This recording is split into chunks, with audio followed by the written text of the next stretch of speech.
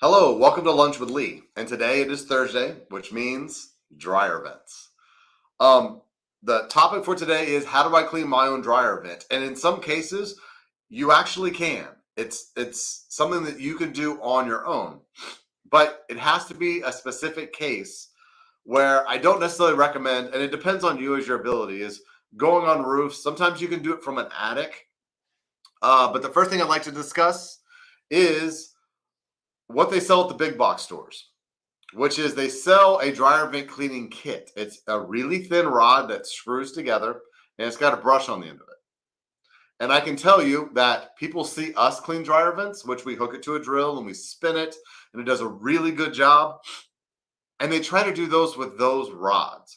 So you see people put them in drills, and we often find those snapped off like halfway through, the rods will snap because they're not designed to be spun. Or you have to screw them together, which means if you reverse the drill, you unscrew the rods and they'll get a rod stuck halfway through their vent and call us. So we can get those out. Sometimes it involves sheetrock repair. Sometimes we can get them out. Depends on where it is, depends on your vent, depends how long it is. But what those cleaning kits are designed is for you to use it, not to spin it, but just to use it to scrub the inside. So it's important to remember what the ability of those are. Once you get to elbows, without the spinning, it doesn't make elbows so well. So if you have a very, very short vent that just goes out the side of your house where it's one straight shot, and the termination of where it comes out of your house is close to a safe place on a balcony, something else where you're not on a ladder, you're not on a roof, you can actually use those. Now, for us, our standards are we have spinning brushes, and we have a specialized vacuum that's designed specifically for this, and chimneys, but you put it on and it puts the whole line under suction as we do it. So it works a whole lot better than just the rods and using them and just manually scrubbing. Because the spinning action is going to clean so much better than just a manual scrub.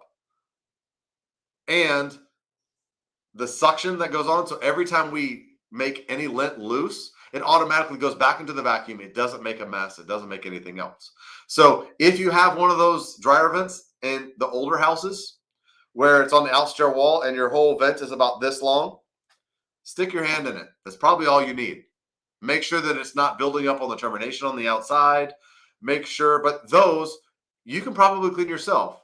One of the things you miss out on professionals doing it too is, for what we do is we have something called a magnehelic gauge. Before we start, we put it on. It measures how hard the dryer has to work to get air to the outside. And then after we're done, we measure that again to see how much good we did. Also, we have vanometers.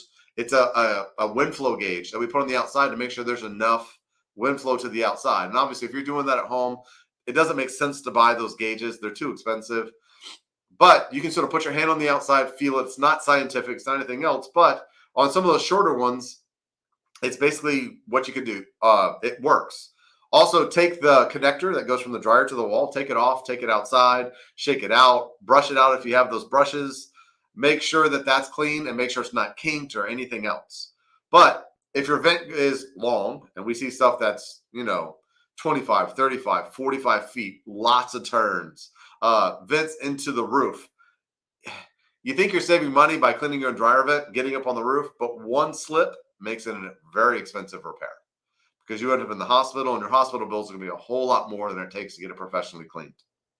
So there are a lot of benefits to hiring someone to do that. If they're a professional company that can do all the readings and have all the proper equipment, it can be done sometimes less often, but you can do it yourself too.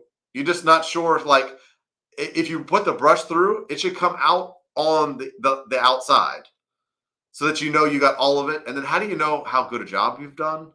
Quite often it makes a huge mess outside, but those are things to keep in mind. Also, putting a blower on the inside, and make sure it's an electric blower. Please do not put a gas engine inside your house. But if you put a blower on the inside, it can blow out some of the lint. We've had customers have good success with that.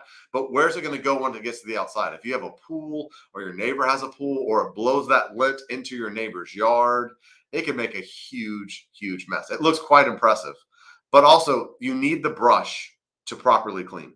You need that agitation of the lint. So that's where the spinning brushes, the vacuums, it's a cleaner process. It's safer because we have all the training to go up on roofs and to deal with 40-foot ladders, 32-foot ladders when you go up to second floors to clean vents. So it's really important that you do it safely and you do it well. That's where the professionals come in. But once again, if you have one of those really short vents, it's right on the outside, stick your hand in there, feel the on the outside. If you're not sure, give us a call. We'd be happy to help. We're happy to come out, teach you. We can even go over if it's possible for you to do. We can actually help you go through the process of getting that done, so that maybe next time you can do it, or maybe it's one that you're just not comfortable doing. Once you see us do it, it may not make sense. So give us a call if you're unsure any reason, if your dryer is taking too long to dry, if it smells funny, if the dryer is really, really hot on top. Excuse me. Those are all signs that there's something wrong. If your dryer keeps breaking over and over, even the new ones, um, give us a call. We'll be happy to come out. We'll figure it out. We'll come up with a game plan, whether it's continued maintenance, whether it's rerouting, meaning running a new vent to the outside so it's shorter, straighter, the correct material. But those are things we can do for you easily. So share this, please. Like it. Let's share it with as many people as possible so we can help people save money, be safer, and long term have a better dryer vent situation. And we also do chimneys. You can kind of see it in the back. So I really appreciate it. Thanks.